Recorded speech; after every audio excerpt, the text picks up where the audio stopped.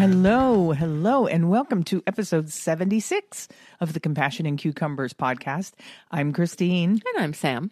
And we're coming to you a day later than usual because, unfortunately, yesterday Sam was a little under the weather. I was.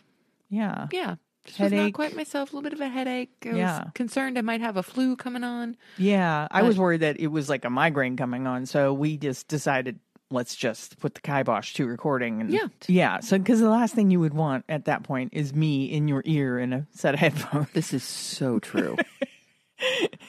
Yeah. So, yes. Sam just took it easy. That is phenomenally true, actually. Napped to some Downton Abbey. Yes, I did. And I had a really long nap in the afternoon. Yeah. Feeling much better today. Absolutely. So that's good. Yep. She's on the mend. Back to my usual self. Yeah. I don't know what it was. Who knows? Yeah, so what have we been up to since we spoke to everyone last week? Well, stuff and things. Things and stuff. Yeah, things and stuff. Yeah.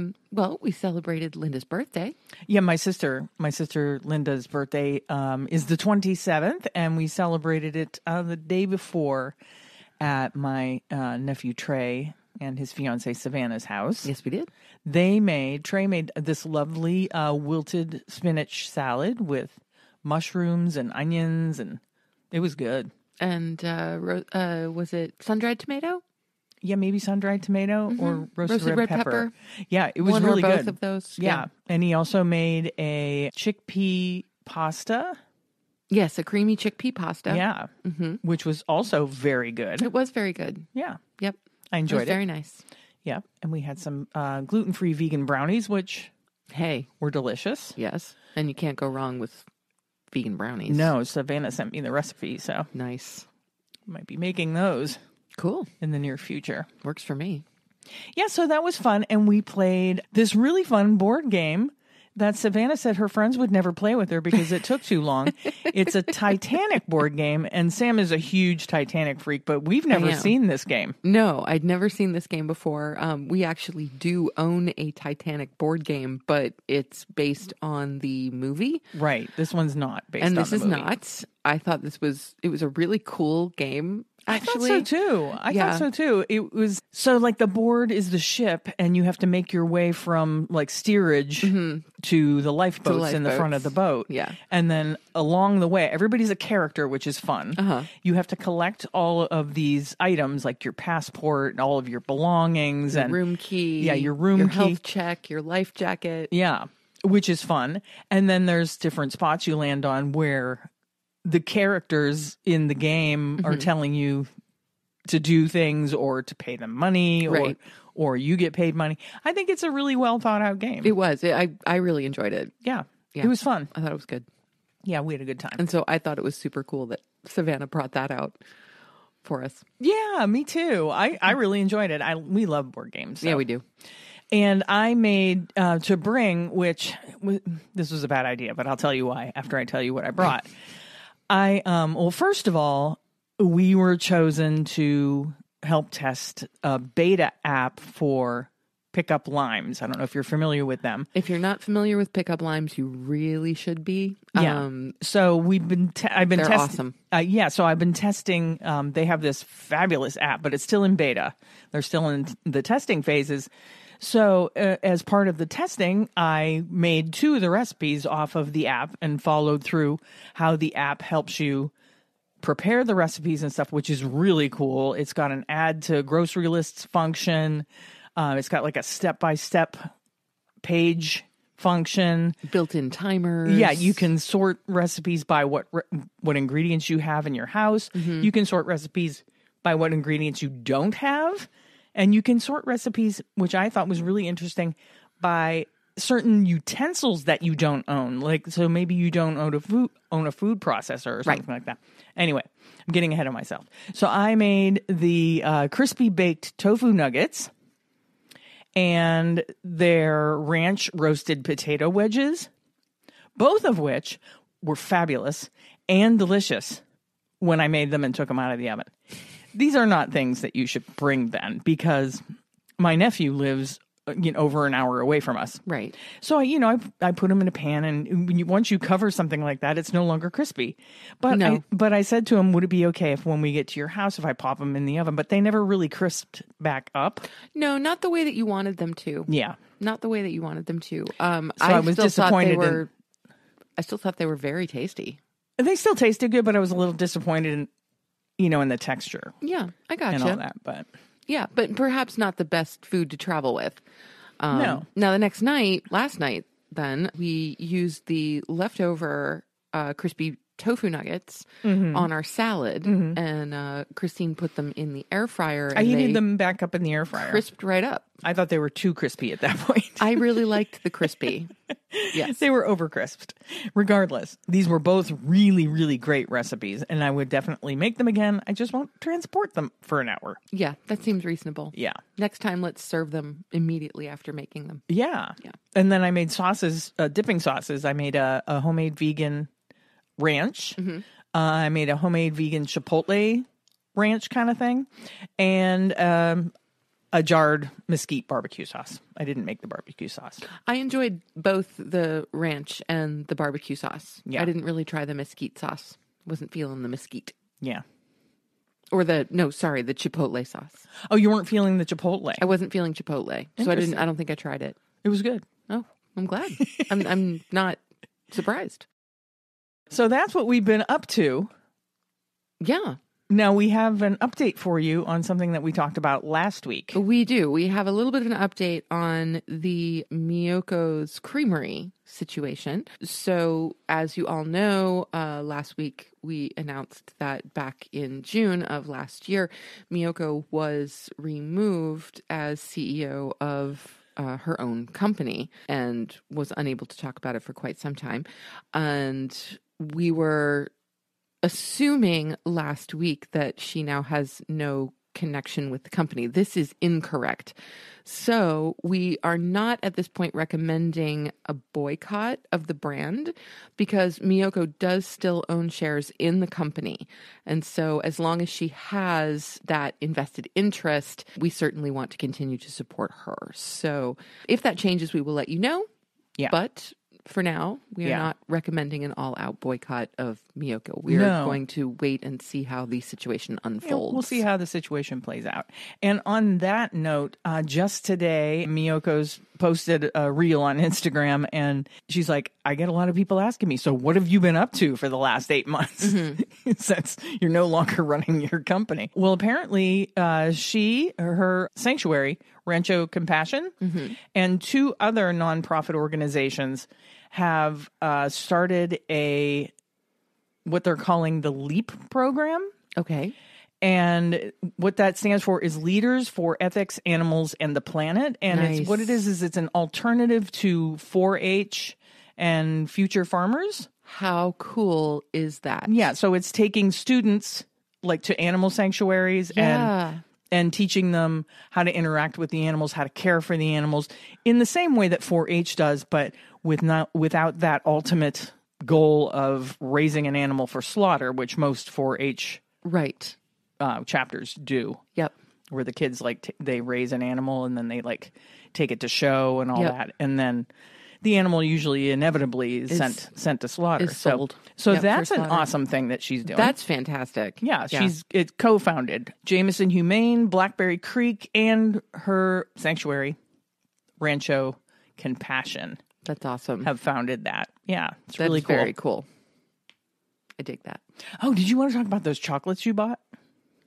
Oh, yeah, happy to. So last week, I was kind of craving some chocolate. We haven't had any sweets in the house really since the holidays, and I was just jonesing for chocolate. So I decided to go hunting for some lovely vegan chocolates, and I landed on Etsy, and I found 2 different sellers that I decided to try out, and I'm happy to report that both of them are producing some really fabulous chocolates, and I just want to talk about them a little bit.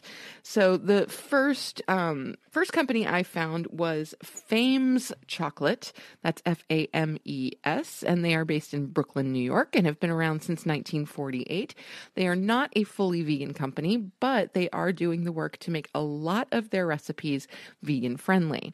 So, do you remember a couple of years ago I bought some chocolate in like these circular kind of trays, and they were little chocolates? That sounds vaguely and there familiar. were some caramels, and there were some fruit-filled ones, Yeah. and there were some nougats.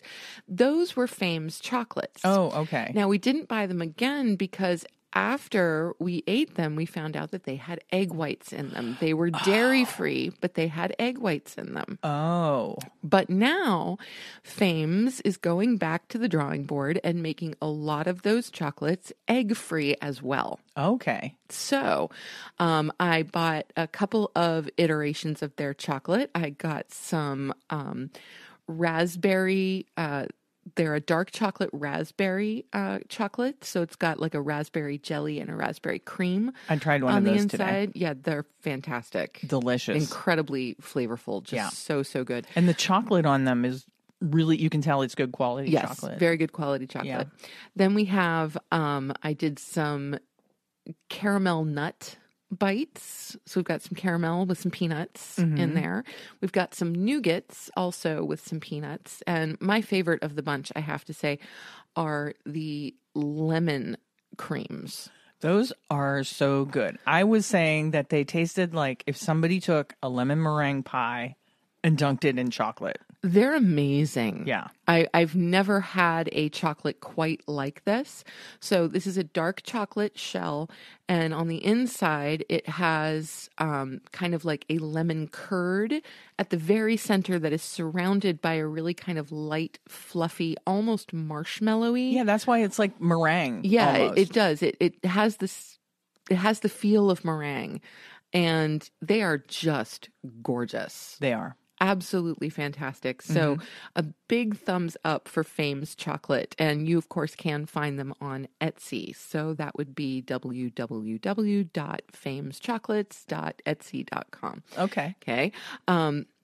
Now, do be aware that not all of their offerings are vegan. Okay? Right. There were some things that I wanted to try, most notably their mango chocolates. Ooh, but are they clearly marked? They are clearly marked. So I give them a big thumbs up for that, that their ingredients are clearly marked. So when I looked at the mango version of the raspberry chocolates that I like so much, so I can only imagine how good the mango's got to be. Yeah, but they don't make those in a vegan version? Not yet. Okay. They're dairy free, but they are not egg white free. Oh, okay. So I'll keep my eye on that and see if that ever changes. Yeah, keep us posted. Yeah, because I would certainly buy those. The other seller that I went for was Czarina Chocolates. And Czarina Chocolates is located in Nacogdoches, Texas. So they are quite far from us. And they do gourmet, organic, white sugar-free vegan chocolate. Oh, wow. Yes. So there is no white sugar in these chocolates. Interesting. Okay. And the type of chocolate that I chose were pistachio raspberry caramel bars covered in stone ground creamy and 82% dark chocolate. Ooh. Right?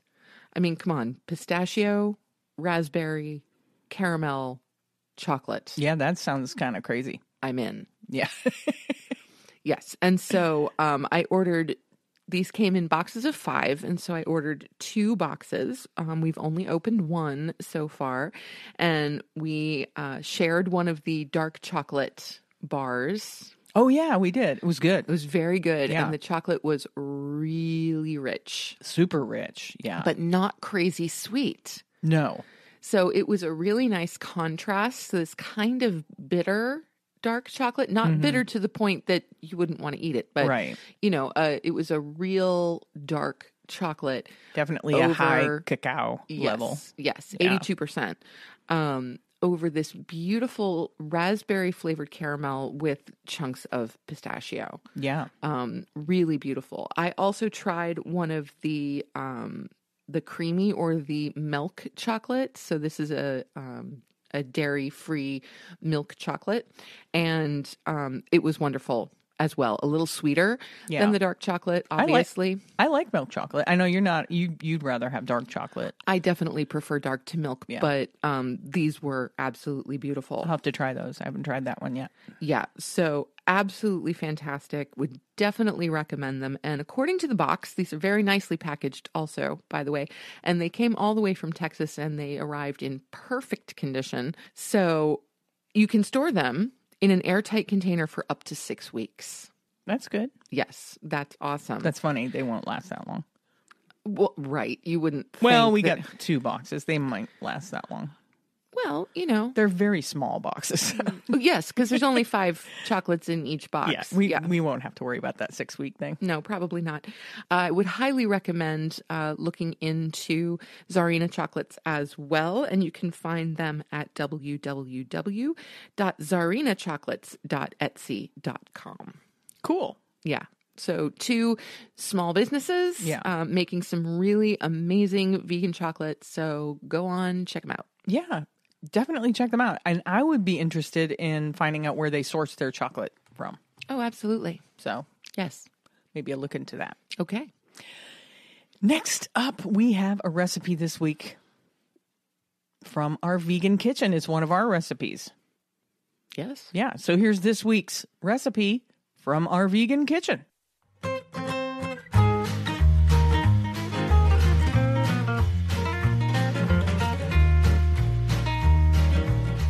This week, actually, it was last week I made that, but this week we're talking about it. Our spinach pesto linguine.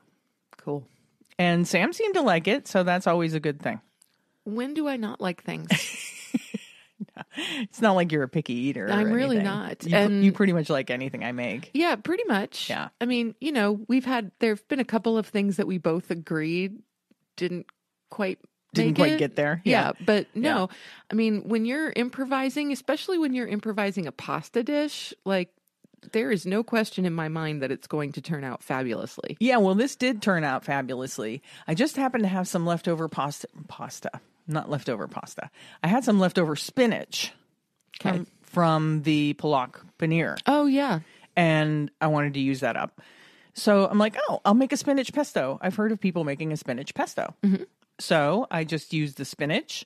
I had a little bit of basil, like in a tube. Nice. You know, you can get that basil in a tube. That comes in so handy. I put a little bit of that in there just to cut down on the bitterness of the spinach. Sure. Because I put the spinach in raw. Nice. What else did I put in there? I put in, pepitas, olive oil, a little bit of nooch, salt and pepper, and added that to a cashew cream that I had made previously. Okay. Before I started it. So I blended up the cashews and like a 1/4 cup of water to make it creamy, and then added in the spinach and all the other stuff. And it turned out really nice. It did. It was beautiful. Yeah. Yeah. And then you topped it with some vegetables. Yeah, I served it with some vegetables and some Beyond sausage. The hot Italian the hot Italian sausage, which I chopped into small pieces. And it turned out really well. Yeah. Yeah. Yeah. And I'm going to include that recipe. I actually went back and wrote down the recipe, and it will be in the show notes if you want to try and make it yourself. Yes, absolutely. Christine is practicing writing down her recipes for our upcoming ebook. Yeah, nothing makes you feel like you don't know what you're doing more than trying to write down what you're doing when you're doing a recipe. It's like normally it's just things that are just second nature to you, you know, how much of this, how much of that, or even just what order you're doing them in, because you know that's important to do things in the correct order, because timing is a thing when you're cooking. Yeah. And I found when I was like, because I have another recipe that I'm going to share with you in a couple of weeks, and I found as I was writing it down while I was cooking it, it was making me feel like I didn't know what I was doing. It was weird.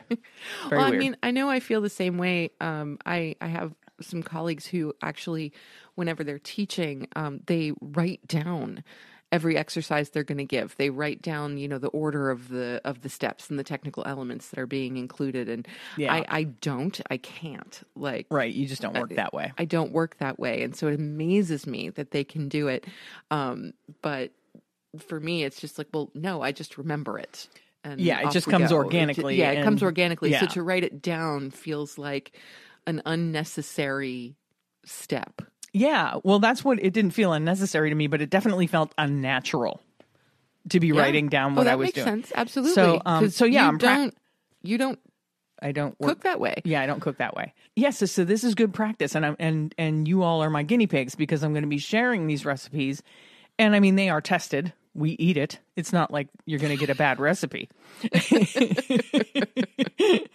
But you're my guinea pigs as far as was I clear enough in the instructions and stuff like that. So I'm expecting feedback from these recipes. If you look in the show notes, try and make them. And then let me know if I left something out or if something seemed wrong or if the steps seemed out of order, anything like that, because you are all my guinea pigs. Which is not particularly vegan. What? They're just my guinea pigs. I love them, and I'm feeding them things. Nothing bad is happening to these guinea pigs. All right. So that was the recipe this week. Cool. And like I said, check the show notes and make it and let me know. So our noteworthy item this week is that students at Cambridge University in the UK have voted for completely vegan menus, which I think is super cool. Yeah, go Cambridge University students. Absolutely. So, and this is coming from The Guardian. Students at the University of Cambridge have voted to support a transition to a solely vegan menu across its catering services. The Cambridge Students' Union voted on Monday to hold talks about removing all animal products from its cafes and canteens with the university's catering services. However, the move does not guarantee that Cambridge's catering services will go fully vegan, as that power lies with the university. Naturally. Of course. Yeah. It also does not apply to the university's 31 colleges, although the campaign said it provided an extremely strong mandate for colleges to begin transitioning to 100% plant-based menus. Yeah, I hope these kids keep pushing. You know? Absolutely. The group's motion, which calls for the change in response to climate and biodiversity crises, was backed by 72% of non-abstaining student representatives who voted after a 4-week consultation process. That's great. Yes. And it comes after lobbying from Cambridge's Plant-Based Universities campaign, which is supported by Animal Rebellion. Yeah, that's great. I really hope that these kids get what they're looking for, because this would set a great precedence. And Cambridge does have a massive amount of campuses. Yes. So if they could spread that reach to other campuses, that would be absolutely. That would really be something. Yeah, that would be incredible. I mean, just think about, the number of universities in the world and the number of people those universities are serving every day and the amount of animal products they are purchasing. It's just astronomical, really. Yeah. So if we can start getting our universities to realize that, plant-based is the future for our planet and for our health and for the animals, then, that would do a great deal. So this is exciting. It is exciting. And apparently the Plant-Based Universities campaign is a nationwide initiative. So awesome. If you have a university in your area, or if you know somebody that's going to a university, tell them to look into that. Absolutely. Yep. Because that's a cool thing. Yep. So go Cambridge students. We're behind you. 100%, as the kids like to say. Is that what they say? Yeah, the kids say, 100% or 100%. It's a thing. Really? Everybody says that now, yeah. It's a thing. Don't your kids say that, 100%? Not that I'm aware of. You'll start hearing them say it now that I've brought it to your attention. Okay. I'll be sure to keep an ear out for that. Well, as long as we're talking about news, we can move on to our main topic. And our main topic this week is what's in the news.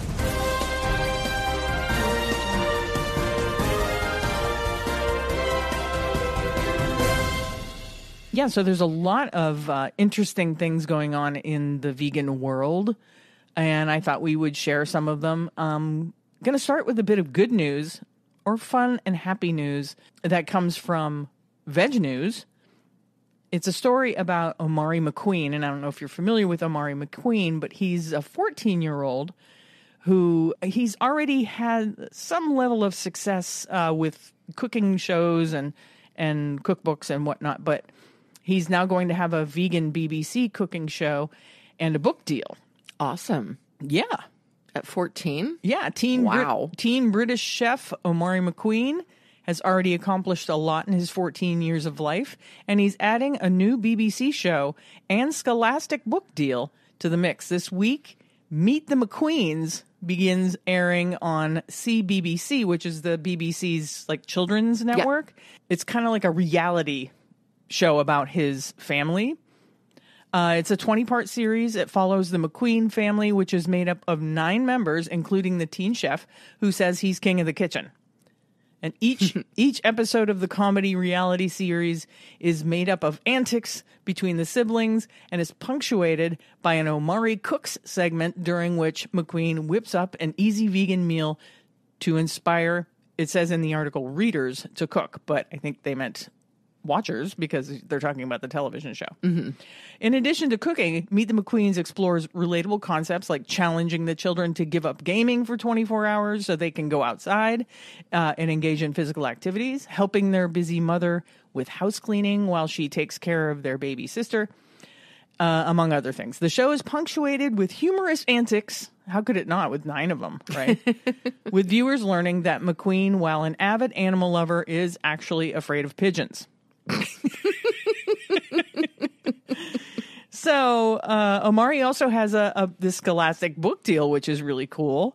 In addition to the Meeting the McQueen show, the 14-year-old vegan chef recently secured a family-oriented book deal with Scholastic. The forthcoming picture book, Fantastic Families, is also inspired by the large McQueen family. The book is a celebration of love within the McQueen family's busy home and aims to illustrate the many facets of living in a large family. So this kid's a mover and a shaker. Absolutely. And he's just adorable. Yeah, so I'll link to the article so you can read about it and see this kid's face because he's just cute as a button. Nice.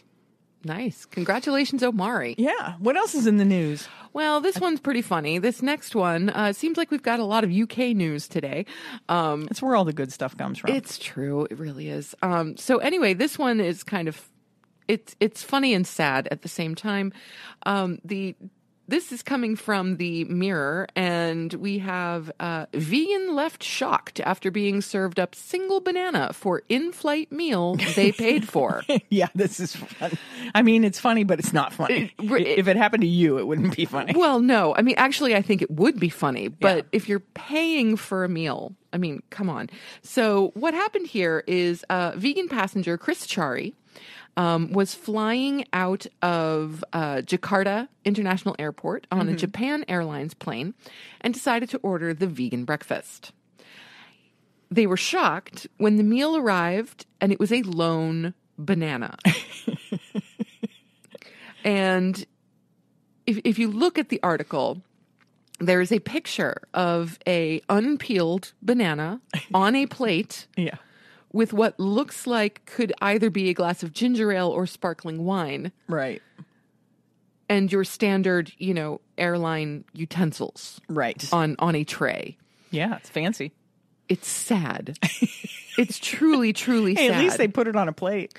I suppose so. But anyway, so the passenger posted a photo, and that has just sparked an incredible amount of commentary and discussion, all of that good stuff. Now, we all know as vegans, when we are traveling on commercial airlines in particular, the food leaves a lot to be desired. Even for non-vegans, the food Even leaves for non-vegans, yes. Just bring food. Don't expect to get any decent food on an airplane. Right. The last time I had decent food on an airplane was in it was Christmas Eve, 1996. Yeah, that was a long time ago.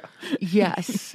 And it was on a British Airways flight from London to Pittsburgh. Mm-hmm.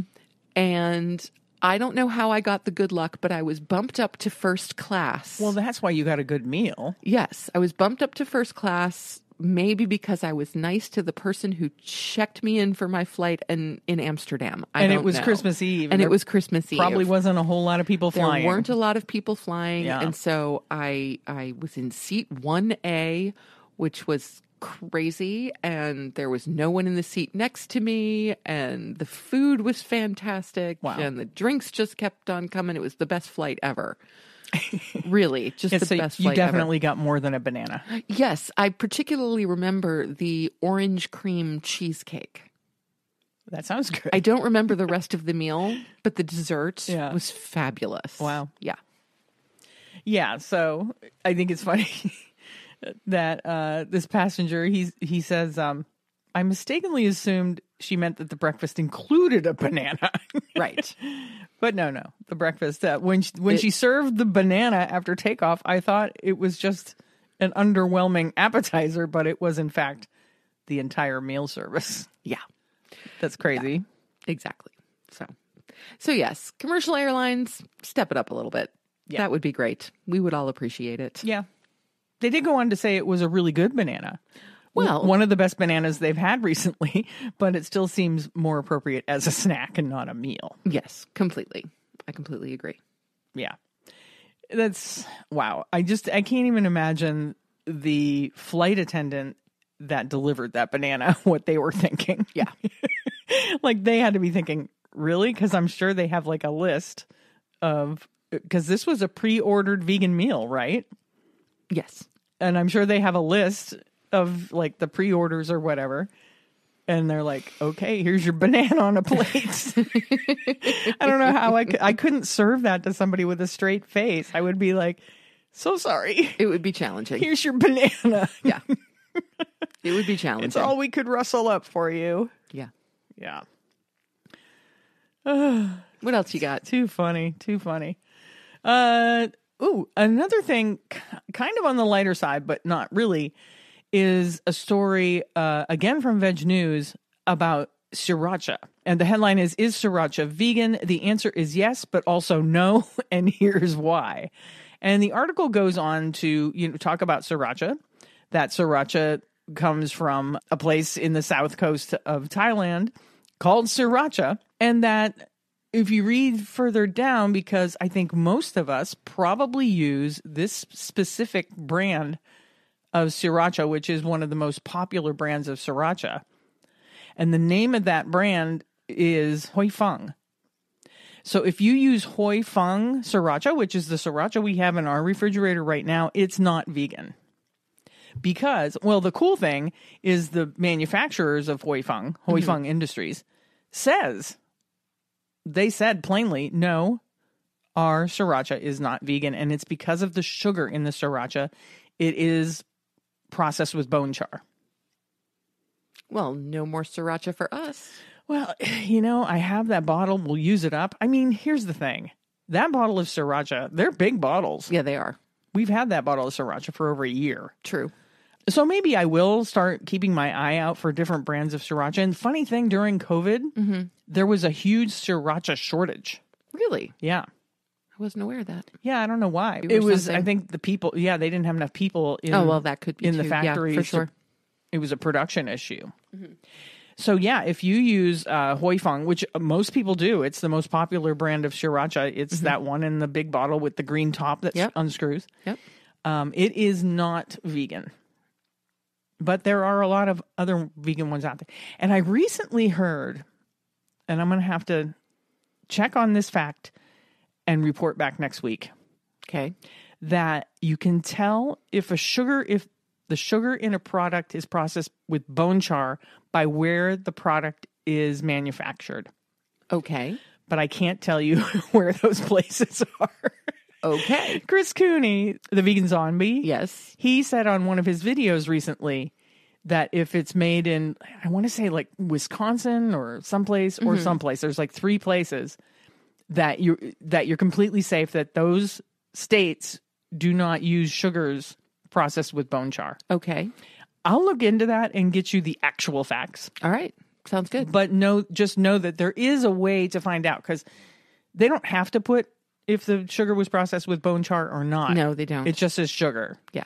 So there's no way to know unless you call the company. You can always call the company. Sure. And they are supposed to tell you. Now, whether or not you can get a knowledgeable enough person on the other end of the phone. That's another question entirely. Yeah. Yeah. Yeah, so check your refrigerator and see what kind of sriracha you have in your refrigerator if you're a sriracha lover. If you are a peanut butter lover, you're going to love this information. I know Christine's got to be really excited about this. Well, you would think. You would think, but I know there's a big but. There's a huge but. One. Yes. It's not mine. Mine either. But anyway, it turns out that Reese's is starting to get on the plant-based wagon by producing their first plant-based peanut butter cups. They are making their debut in the relatively near future. Now, what I think is interesting, if you look at the picture of these plant-based peanut butter cups, they are not referring to them as chocolate. They are referring to them as oat chocolate confection. Right. And peanut butter. Yeah, they're not even calling them peanut butter cups. No. Oat chocolate confection and peanut butter. Yeah, it doesn't even say peanut butter cup anywhere on there. It does say Reese's. It does. And so this will... Oh, no, it does say really small under the Reese's. Two peanut butter cups. Yeah. Okay. Oh, sorry. Apparently we weren't looking in the same place. But anyway, these plant-based peanut butter cups are made with the brand's classic peanut butter filling, which we all know is the most addictive peanut butter on the face of the planet. Yeah, I don't know if they put crack in that or something. They must, but it's amazing. And so, but it's then coated in a milky oat and rice-based chocolate. So that would sound like a good thing. Yeah, a lot of people are really excited for this. And apparently they're going to become available at Rite Aid drugstores? Yes. Which is weird. So it says that currently Reese's plant-based peanut butter cups are sold at Rite Aid and are expected to launch for a limited time at other retailers in the U.S. They are selling for $2.49 U.S. per 2-cup pack. Which I think is similar to what the regular Reese's Yes. cups. Now, the regular Reese's cups weigh in at 1.5 ounces per pack. These are slightly smaller at 1.4 Oh, sure. ounces per pack. It couldn't give you that 1/10 of an ounce. In addition to being dairy-free, Reese's plant-based peanut butter cups are certified vegan, non-GMO verified, and certified kosher.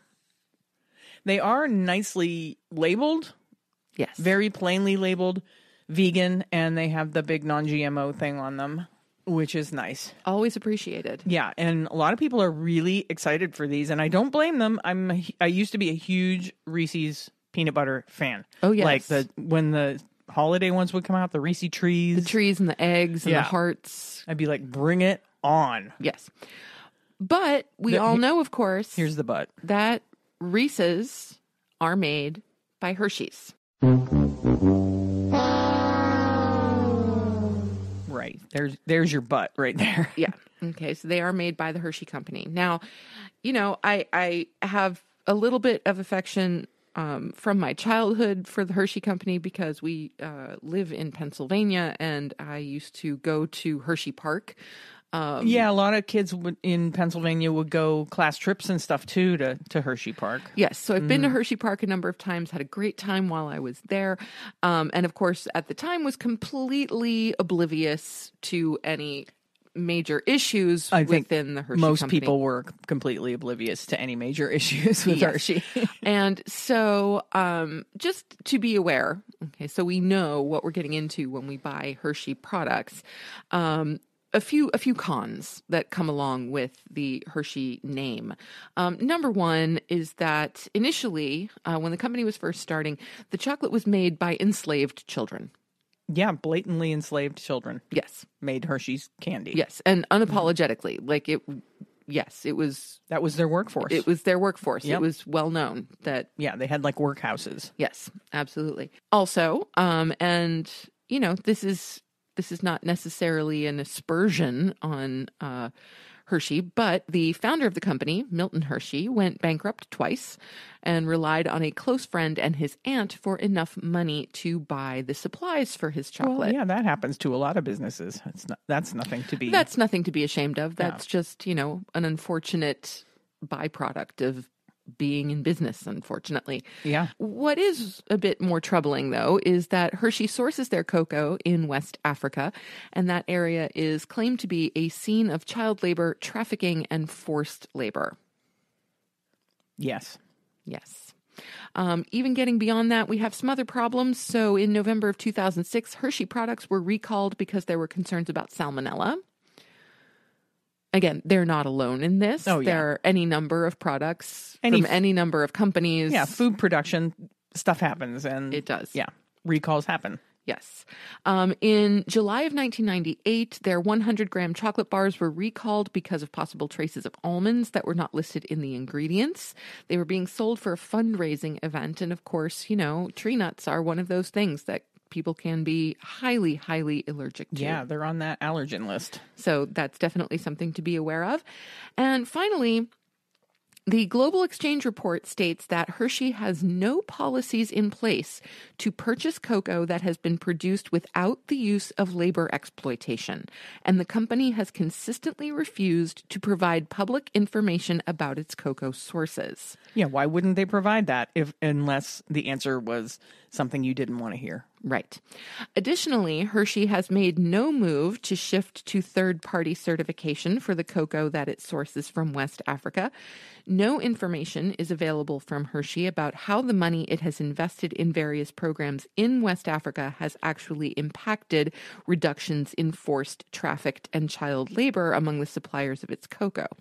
Finally, Hershey's efforts to further cut costs in its cocoa production has led to a reduction in good jobs in the United States.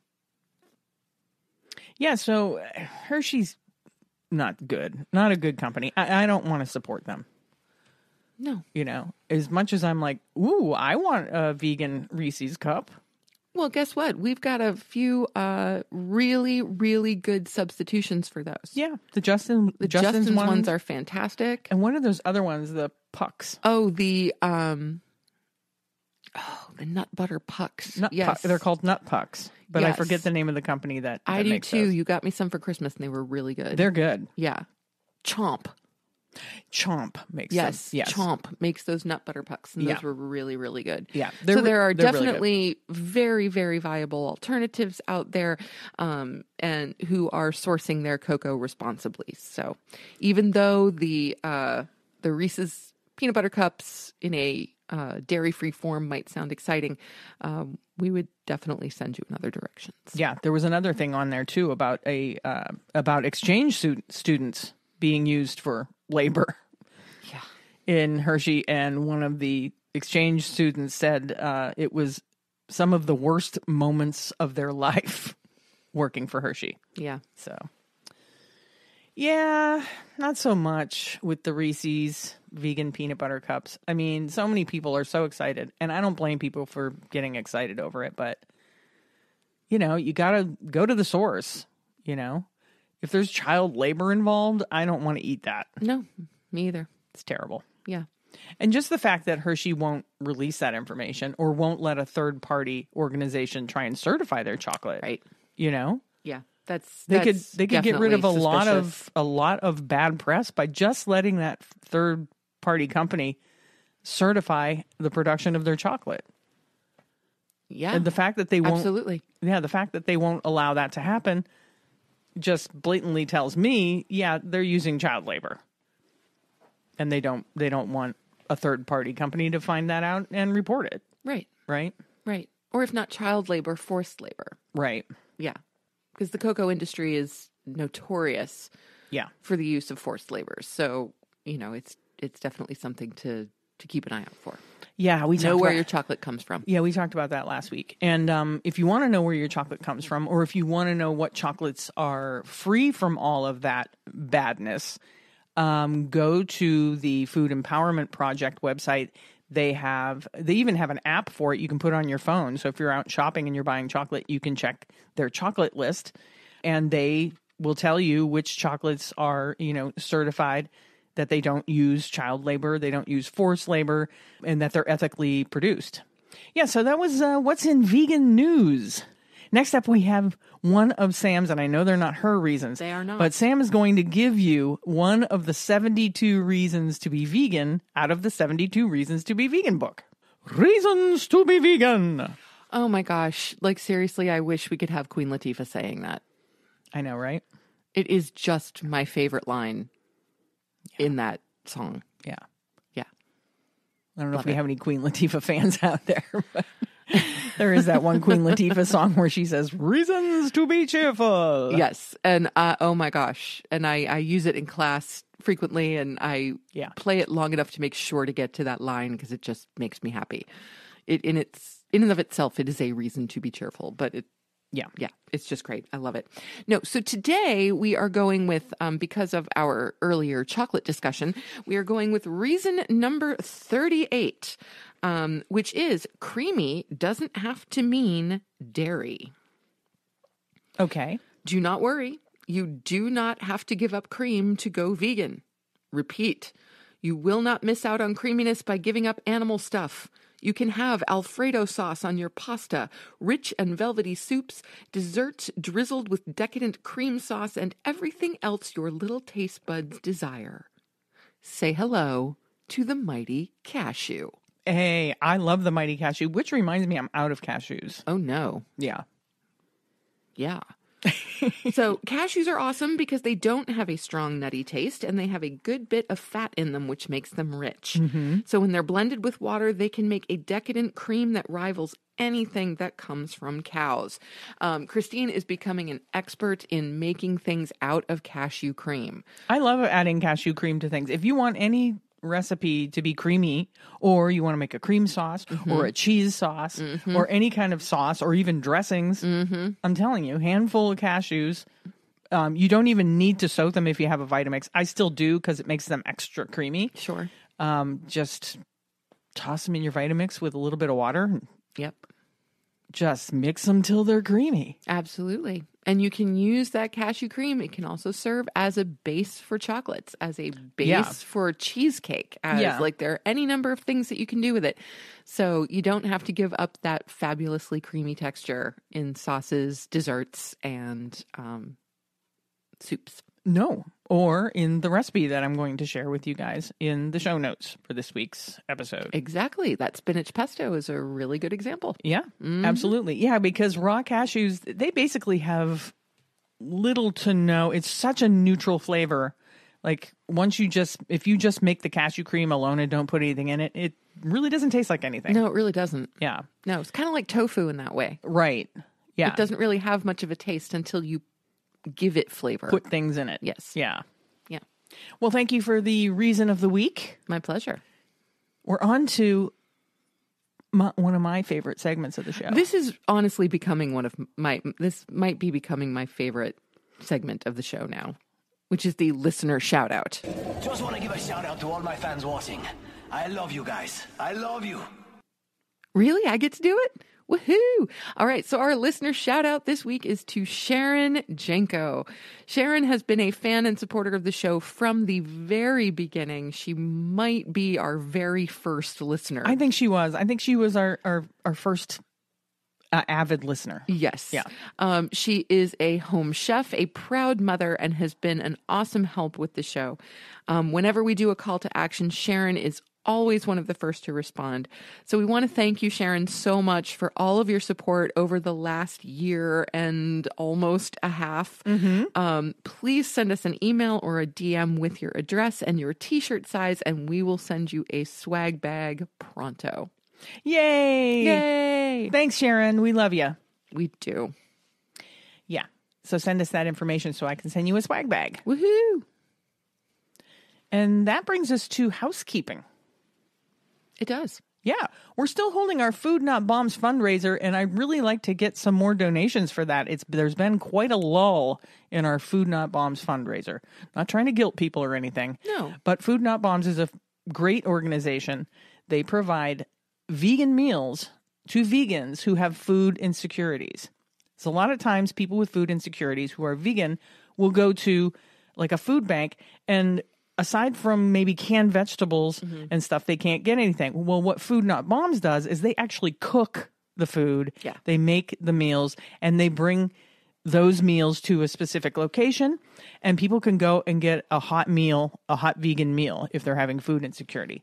We're raising for the Buffalo chapter, and you can donate at our Buy Me a Coffee site. So that's at buymeacoffee.com/cucumbers. We do want to hear from you. So email us or DM us show ideas, cookbook recommendations, recipes that you love, or subjects that you'd like us to touch on. We're just getting started with all of this podcasting stuff, and so we'd love to hear what you want to hear about. Definitely want to hear from you. Subscribe to our YouTube. Hey, I just put up an unboxing of our vegan cut snack box. Yeah, Christine is moving into the video realm. I'm such a dork. Dun, dun, dun. But I try to make it slightly entertaining. If not myself, at least my subtitles will be entertaining. This is true. So you can check that out at our YouTube channel. Just type in Compassion and Cucumbers in the YouTube search bar, and we will come up. Every episode of the podcast is also up there on YouTube. Yes, it is. So if you want to comment or listen there and comment, it's a good place to chat about the episodes. Absolutely. It's a great spot to like and subscribe. Definitely like and subscribe. Yes. If you'd like to assist Christine in her jump across the chasm from podcasting to vlogging. Yes, it requires more equipment. Yes. Thank you very much. Then please feel free to join our Patreon. The link is in the show notes. There are 3 levels of support, and each one of them comes with their own perks and a bit of Compassion and Cucumbers swag. So, if you can, and you are so inclined, please support Christine in this venture. Yeah, if you'd like to help fund what I want to turn into kind of a recipe review and recipe kind of situation with the occasional vlog type thing. The problem is getting Sam on camera. It's really hard. It's going to be a nightmare. Pretty much. But I do want to do some cooking videos. I've been, oh my gosh, so much research about filming cooking videos and all that jazz. So so if you want to donate to the Patreon and help fund that venture, because we will be investing in some new equipment to make that easier. I have a new camera coming probably tomorrow. Ooh, that's exciting. Yeah. Hey, leave us a review on your podcast app if it allows you to. I know Apple Podcasts does. A lot of the other ones at least allow you to rate us. And if you do rate us, please give us 5 stars, because that's the most stars you can give. That's a new way to put it. Okay. All right. Also, we'd love it if you would share the show with a friend or family member that you think would enjoy what we do. You can also share Christine's amazing social media work. Both of those things are the easiest way to support us and any other content creator that you are a fan of, and it costs you nothing at all. Yeah, and finally, join the AFA Vegan Voter Hub, and join the AFA if you can, and give monetarily if you can, because the Agriculture Fairness Alliance is doing really good work for all vegans in Washington, lobbying all of the politicians to help make change in the upcoming Farm Bill. Indeed. And we appreciate the work they're doing. We do. We certainly do. Greatly. Mm-hmm. So that brings us to the end of episode 76 of the Compassion and Cucumbers podcast. Sure does. Thank you so much for listening. I'm going to try and wrap this up without going back and talking about something else. Okay, so do it. All right. We'll talk to you next week. We sure will. Have a great week, everyone. Love you guys. Bye-bye. The end.